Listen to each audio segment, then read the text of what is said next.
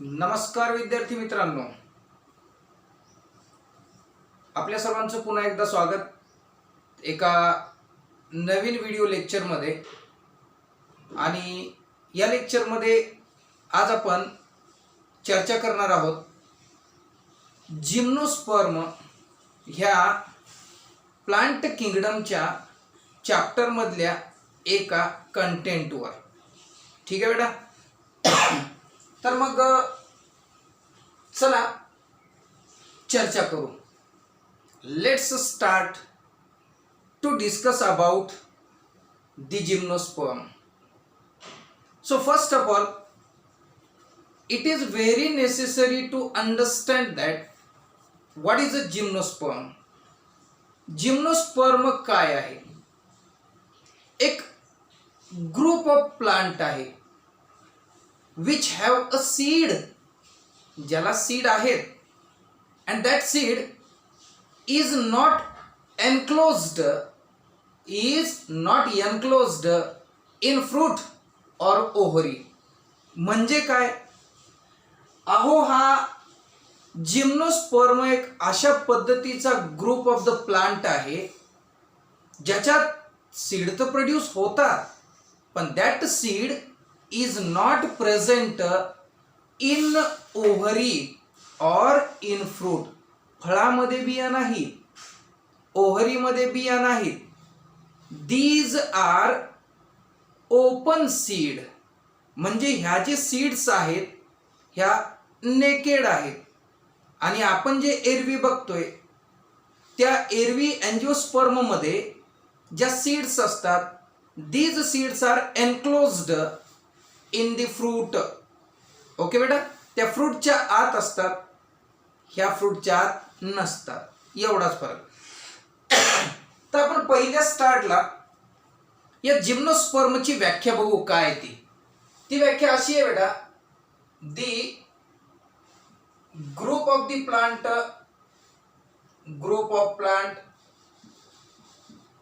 Bearing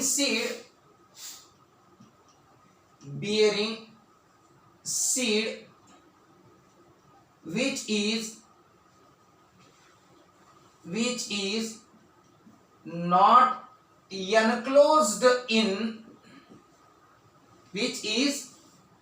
enclosed in fruit or ovary. ठीक आहे बेटा, किती साधी गोष्ट आहे रे. यस, सगळ्यांना आता तरी कळलं असेल. एक जनरली काय कळलं? ठीक आहे, ग्रुप ऑफ द प्लांट आहे ज्यात सीड प्रोड्यूस होतात. सीड ह्या कुठे प्रोड्यूस होतात? तर त्या सीड ज्या आहेत त्या फ्रूटमध्ये नाही, ओव्हरीमध्ये सुद्धा नाही.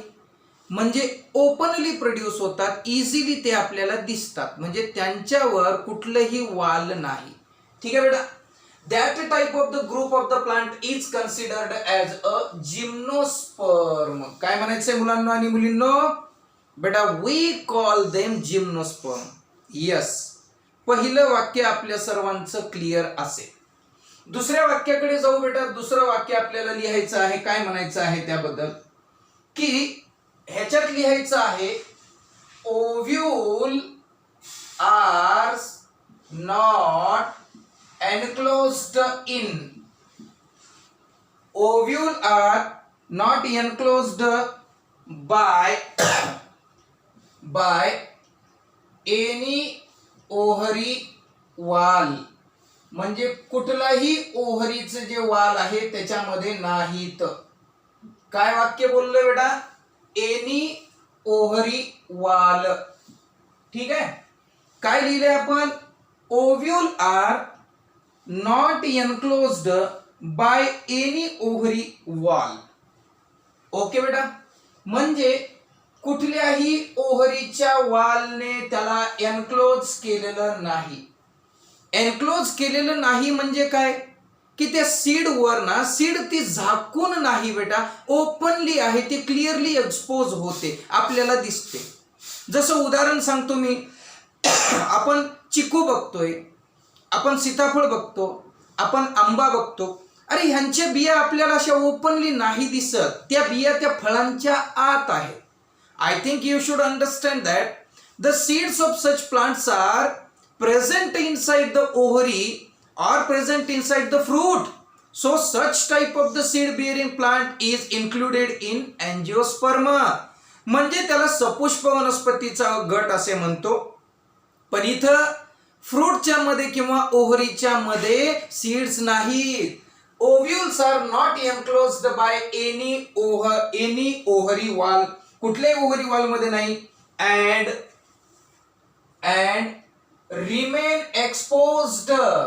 remain exposed म्हणजे काय हो बाळांनो, त्या क्लिअरली एक्सपोज होतात म्हणजे नजरेस पडतात, आम्हाला दिसतात, कारण त्या लपलेल्या नाहीतच ना. जशा मी आता काही नावं सांगितलेली आहेत की various type of the plant show the presence of the seed in fruit as well as in the ovary wall, but there is a such kind of the structures will not found in that type of group. That's why these seeds are easily visible आहेत. So we call them exposed. म्हणजे त्या आम्हाला clearly नजरेला पडणाऱ्या आहेत. ठीक आहे बेटा, ओव्हरीची वॉल नाही. आता हे ओव्हरी म्हणजे काय? ओव्हरी हे फर्टिलायझेशनच्या नंतरचं एक स्ट्रक्चर आहे. फर्टिलायझेशनच्या नंतरचं स्ट्रक्चर आहे ज्याच्यापासून फ्रूट तयार झालेलं आपल्याला दिसतं. एक स्ट्रक्चर आहे. That structure get converted into the fruit after the fertilization. फर्टिलायझेशनच्या नंतर त्याचं आपल्याला कशात रूपांतर झालेलं दिसेल, तर ते रूपांतर झालेलं दिसेल फळांमध्ये. आलं बेटा लक्षामध्ये? ह्याचा अर्थ काय होतो आणि ते सुद्धा. नेक्स्ट मुलांना आणि मुलींना आपल्याला पुढे जायचं बेटा. त्यानंतर पुढचा मुद्दा घेऊन यायचा आहे आपल्याला. The term gymnosperm first used by the term gymnosperm first used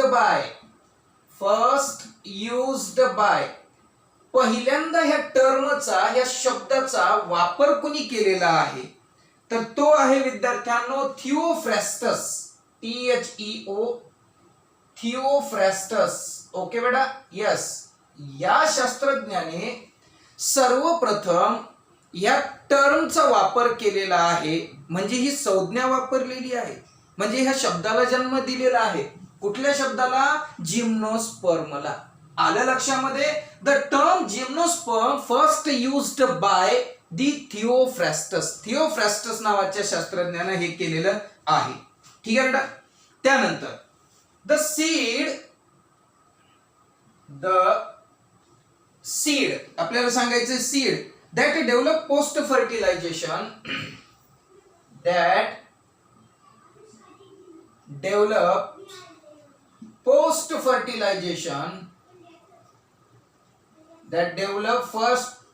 fertilization म्हणजे काय रे बेटा? Seed that develops post fertilization म्हणजे फर्टिलायझेशनच्या नंतर. मराठीमध्ये याचा अर्थ होतो पोस्ट याने नंतर. फर्टिलायझेशनच्या नंतर सीड डेव्हलप होतं मुलांनो आणि मुलींनो. ओके बेटा? आर नॉट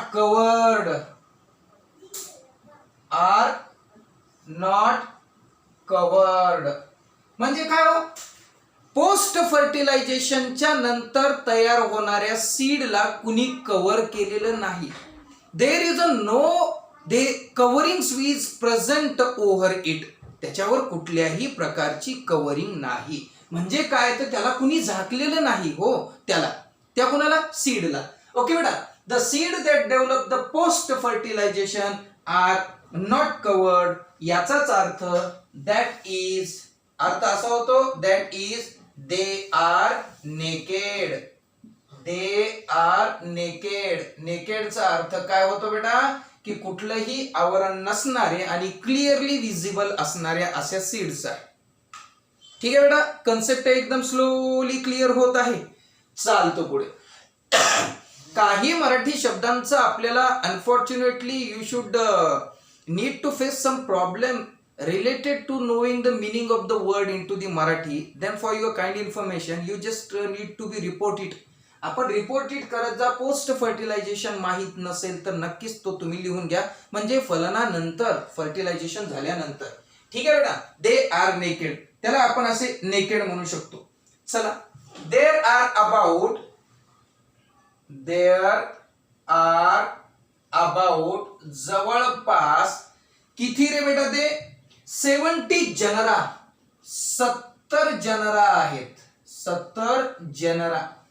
ओके बेटा, आणि याला काय आहे तर एक 70 जनरा म्हणू, आणि दुसरी गोष्ट 1000 लिव्हिंग स्पेसीज आहेत बेटा, अँड 1000 लिव्हिंग स्पेसीज आहेत, 1000 लिव्हिंग स्पेसीज आहेत. बापरे, म्हणजे स्पेसीज सर जनराचा अर्थ काय होतो बेटा? जनरा हे जे आहे ना बायोलॉजिकल क्लासिफिकेशन मध्ये, वाक्य परत एकदा, genera is a particular type of the word आहे, particular type of the taxonomic एक युनिट आहे.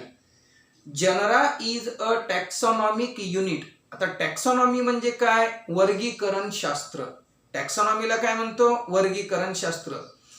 That particular genera is belonging to the taxonomic unit. Okay बेटा, टॅक्सॉनॉमिक युनिट आहे ते, आणि त्या टॅक्सॉनॉमिक युनिटचा एक घटक आहे तो कोण? जनरा. आणि that taxonomic unit is used in biological classification. आपण जीवशास्त्रामध्ये जे वर्गीकरण शिकतो बेटा, त्या वर्गीकरणामध्ये वापरली जाणारी एक टर्म आहे, गट आहे, ग्रुप आहे, एक युनिट आहे, कोण? जनरा.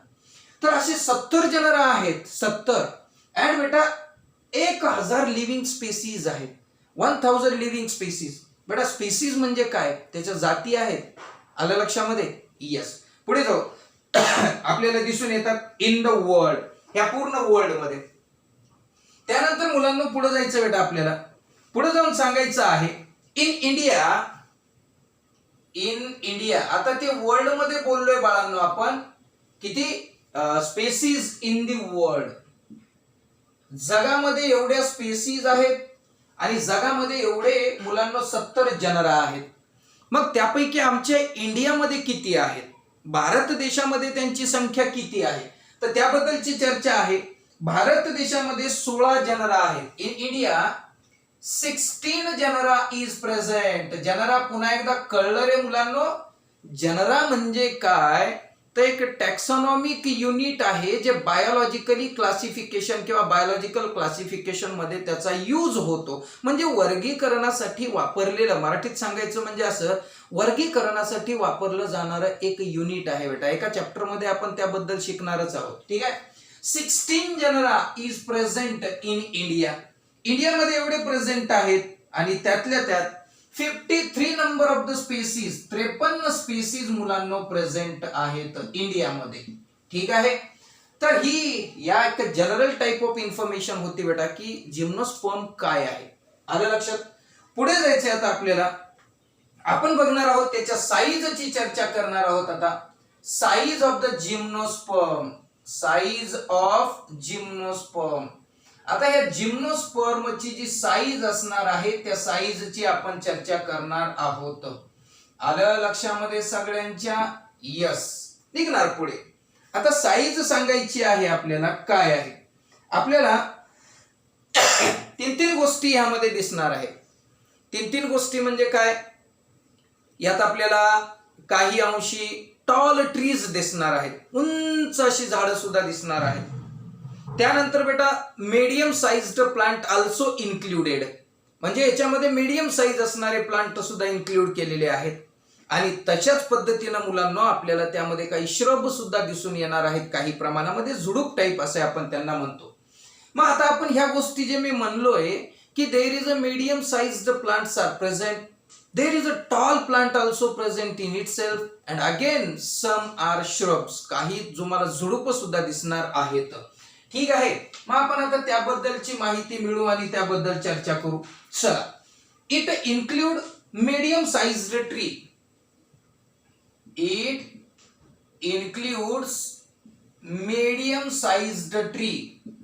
मीडियम साइज्ड ट्री म्हणजे काय रे? Medium sized.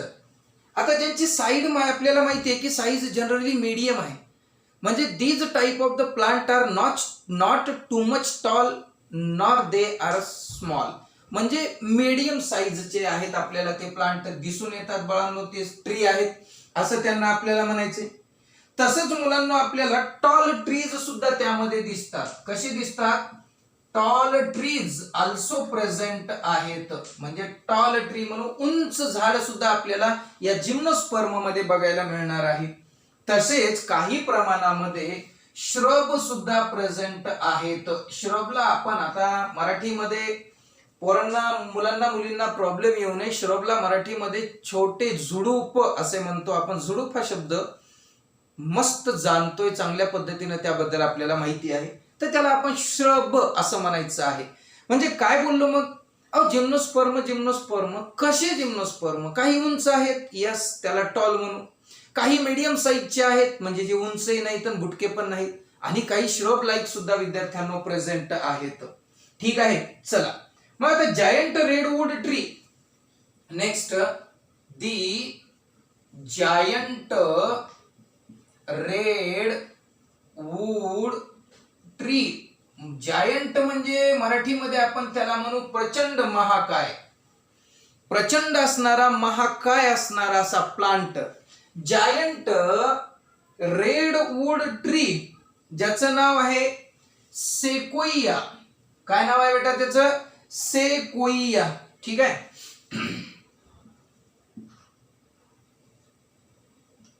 जायंट सेक्वोइया हा एक प्लांट आहे, ज्याला पर्मिवरन्स असे आपण म्हणतो.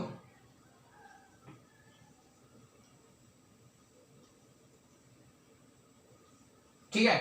सेक्वोइया पर्मिवरन्स विद्यार्थ्यांनो तो नाव आहे त्याचं. आणि तो काय की टॉलेस्ट ट्री स्पेसीज आहे. इज टॉलेस्ट म्हणजे काय रे? सगळ्यात उंच. कारण आजपर्यंत जिम्नोस्पर्म मध्ये there is a not any other species of the gymnosperm is recorded as compare to the sequoia sempervirens. याच्या एवढ्या उंची एवढ्या कोणाची नोंद अजून केलेली नाही. Is a tallest species. इतकी टॉलेस्ट आहे बेटा ती, तर ती स्पेसीज आपल्याला सांगायची, ऐकायची आणि बघायची आहे. म्हणजे ती स्पेसीज जिम्नोस्पर्मला बिलॉंग करते, बट ती टॉलेस्ट आहे. त्याच्यापेक्षा टॉलेस्ट कुठली स्पीसीज जिम्नोस्पर्म मध्ये नाही. ओके मुलांनो. तसेच पुढे चला बेटा. नेक्स्ट आपल्याला सांगायचं की द जिंकगो बायलोबा. The ginkgo बायलोबा. आता नावं थोडीशी असे तशी आहेत बेटा. हे जिंकगो बायलोबा हे काय आहे? तर हे एक प्रकारचं non as a living fossil. is known as living fossil. Living fossil म्हणजे लिव्हिंग फॉसिल म्हणजे काय? आता ह्याचा बघा, लिव्हिंग फॉसिल एमसीक्यू साठी, एनडब्ल्यूटी साठी this type of the sentence play very important role. and this also tallest वाला सुद्धा मुलांना आणि मुलींना एनडब्ल्यूटी साठी लक्षात ठेवा. नाव आलं लक्षामध्ये? नाव लक्षात ठेवणं गरजेचं आहे. त्यानंतर नंबर ऑफ द स्पेसीज इंडियामध्ये किती आहेत ते एमसीक्यू साठी लक्षात ठेवा. तसेच मुलांना आणि मुलींना पूर्ण जगामध्ये, वर्ल्ड मध्ये किती आहेत ते लक्षात ठेवा, गरजेचं आहे. तसेच थिओफ्रेस्टस एनडब्ल्यूटी साठी हे सुद्धा लक्षात ठेवणं अत्यंत गरजेचं आहे. खूप खूप गोष्टी गरजेच्या आहेत. आणि according to my consideration is you are not doing anything more. You just need to concentrate on a particular part regularly. आता जेवढा पार्ट आपण दररोज बघतोय तेवढ्याच पार्टवर आपल्या सगळ्यांना खूप छान लक्ष द्यायचं आहे. आणि you just try to understand each and every concept. तो प्रत्येक कन्सेप्ट तुम्हाला क्लिअर करायचा आहे. And if you will get able to clear all the concept, definitely every type of question should be solved by yourself. Okay बेटा. म्हणून तुमच्या सगळ्यांना प्रश्न म्हणजे ते कन्सेप्ट क्लिअर व्हायला पाहिजे. कन्सेप्ट क्लिअर झाला की मग बाकीच्या गोष्टी समजतात. चला बेटा, हे तर काय आहे, लिव्हिंग फॉसिल म्हणून आपण याचा उपयोग करत असतो. आलं. आता एक आपल्याला स्मॉलेस्ट जिम्नोस्पर्म, स्मॉलेस्ट जिम्नोस्पर्म. आताच थोड्या वेळापूर्वी आपण बोललोय बेटा की टॉलेस्ट जिम्नोस्पर्म एक होता. मग आता टॉलेस्ट असल्यावर तुमच्याही मनात एक प्रश्न आलेला असेल की definitely question should be राइज्ड in everyone's mind that की बाबा हे टॉलेस्ट आहे तर कुठं शॉर्टेस्ट किंवा आपण स्मॉलेस्ट म्हणू तसं काही आहे का? नक्की आहे. स्मॉलेस्ट जिम्नोस्पर्म इज जो स्मॉलेस्ट आहे सगळ्यात तर त्याला मुलांना आपण मुलींना म्हणायचं आहे झॅमिया पिग्मिया. झॅमिया पिग्मिया असं मुलांना आणि मुलींना त्यांना आपण म्हणत राहू किंवा म्हणायचं आहे. अलग अलग लक्षामध्ये झॅमिया पिग्मिया जे आहे ते स्मॉलेस्ट हा आहे म्हणून याच्याकडे आपल्याला लक्ष द्यायचं आहे. पॅरलली आपल्याला अभ्यास करताना NEET च्या सारखे प्रश्न सुद्धा कव्हर इझिली करता येतात. You never need to do anything extra for a neat. तुम्हाला मी सांगतोय जनरली सल्ला देतो की आपण हे सगळं बघत असताना सुद्धा we just have to cover all important type of aspect related to the NEET exam. तर त्यासाठी आपल्याला प्रयत्नशील राहायचं आहे नेहमी. ठीक आहे बेटा. स्मॉलेस्ट जिम्नोस्पर्म झॅमिया पिग्मिया आहे. लिव्हिंग फॉसिल कोणाला म्हणतात ते लक्षात ठेवा बेटा. टॉलेस्ट कोण आहे ते लक्षात ठेवणं अत्यंत गरजेचं आहे.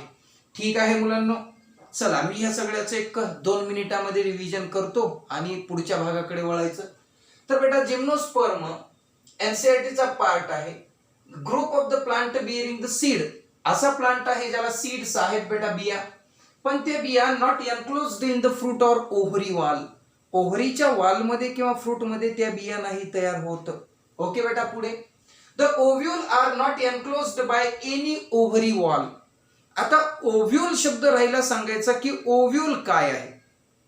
ओव्ह्यूल म्हणजे एक असा पार्ट आहे जो पार्ट फर्टिलायझेशनच्या नंतर सीड मध्ये कन्वर्ट होतो. फर्टिलायझेशनच्या नंतर सीड मध्ये कन्वर्ट होतो. Ovule are not enclosed by any ovary wall and remain exposed. The term gymnosperm first used by the Theophrastus. Theophrastus यांनी पहिल्यांदा ती यूज केलेली आहे. तर the seeds that develop post fertilization are not covered. जी post फर्टिलायझेशनच्या नंतर तयार होणाऱ्या सीड वर कव्हर नसतात म्हणजे ती नेकेड आहे. नेकेड म्हणजे clearly visible, exposed. There are about 70 genre. 70 genre आहेत आणि जनराचा अर्थ आपल्याला मी सांगितलेला आहे. आणि जवळपास 1000 living species in the world आहेत. Out of this in India 16 number of the genera and 53 number of the species are right now present in or recorded in the or reported in the India. त्यानंतर size of the gymnosperm. We are moving to the next section. Next section is the size of that particular gymnosperm. तर it is a medium sized tree आहे, tallest tree आहे आणि shrub सुद्धा आहे. Giant redwood tree is the sequoia sempervirens is called as a, त्याला tallest म्हणू आणि definitely तो इम्पॉर्टंट आहे, लक्षात घ्या. त्यानंतर बेटा ginkgo बायलोबा non as a living fossil. आता लिव्हिंग फॉसिल म्हणजे असे फॉसिल की जे आपल्याला काय म्हणू की त्या एकदम फार जुन्या काळामध्ये तयार झालेले आहेत ते. And they do not show any kind of the change between them. म्हणजे त्यांच्यामध्ये काही बदल झालेला सुद्धा आपल्याला दिसून येत नाही म्हणून त्याला लिव्हिंग फॉसिल असे कन्सिडर करत असतात. आणि ठीक आहे बेटा. पुढे त्यानंतर स्मॉलेस्ट जिम्नोस्पर्म जे आहे त्याला झॅमिया पिग्मिया असे म्हणतो. हे जिम्नोस्पर्म आपल्याला दिसून येतात. म्हणजे आता ह्यांच्याकडे काय आहे, यांच्याकडे मुलांनो आणि मुलींनो बेटा एक गोष्ट आहे, सीड आहे पण फ्रूट नाही. सीड आहे, फ्रूट नाही, फूल सुद्धा नाही.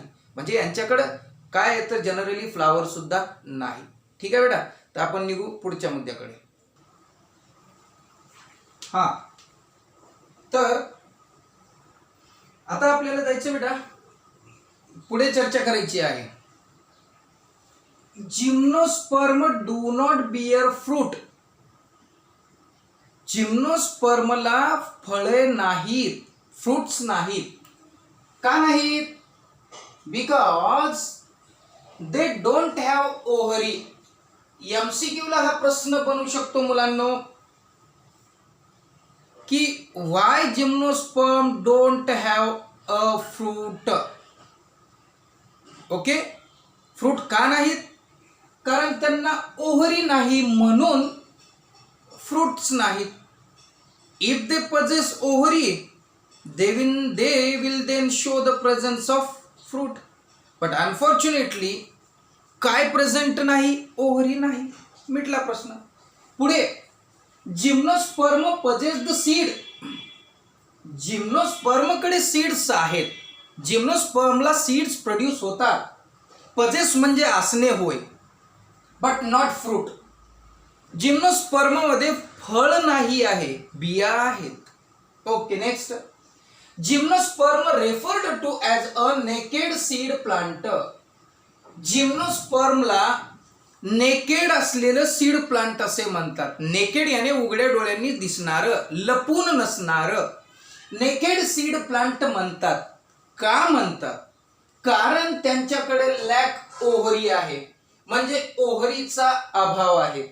म्हणजे ओव्हरी असली असती तर त्या ज्या सीड्स आहेत ना, त्या सीड्स नक्की विद्यार्थ्यांनो हिडन राहिले असते, हिडन.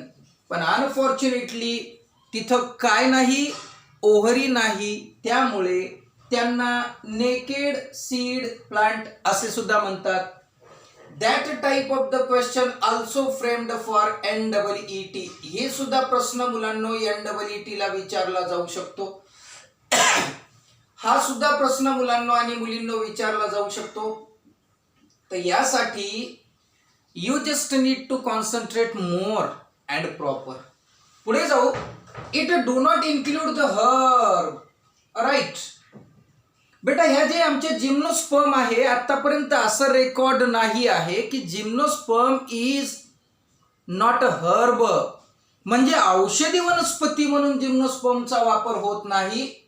हे सुद्धा NEET साठी प्रश्न बनू शकतो बेटा, की जिम्नोस्पर्म जे आहेत ते which of the following is not gymnosperm.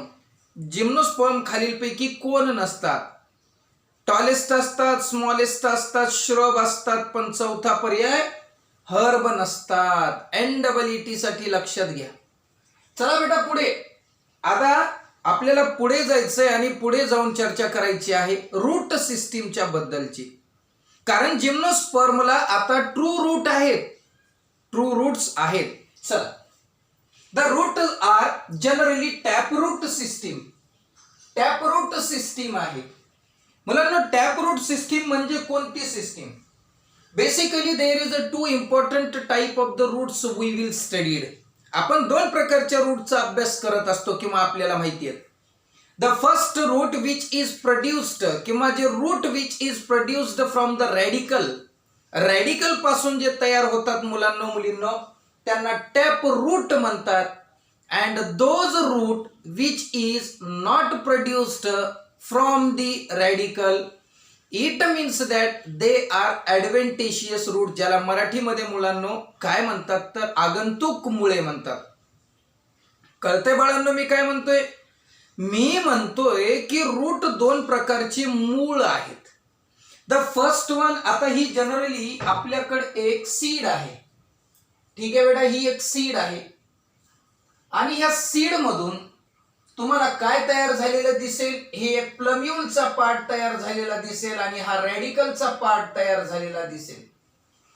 तर when seed germinate, it produces the two structure. The first structure is the radicle. This is the radical which penetrate into the soil. ते soil मध्ये penetrate होतं, शिरतं आणि मग जाऊन तिथे route system निर्माण करतं.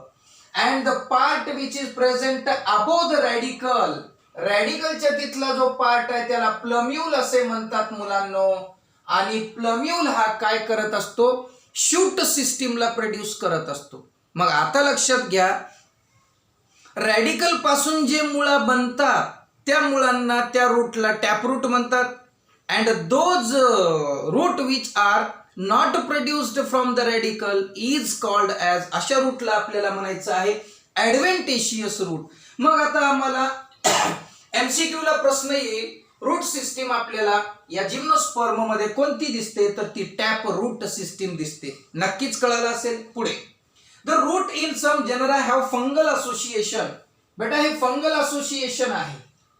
फंगल असोसिएशन आहे. आता असोसिएशन म्हणजे काय?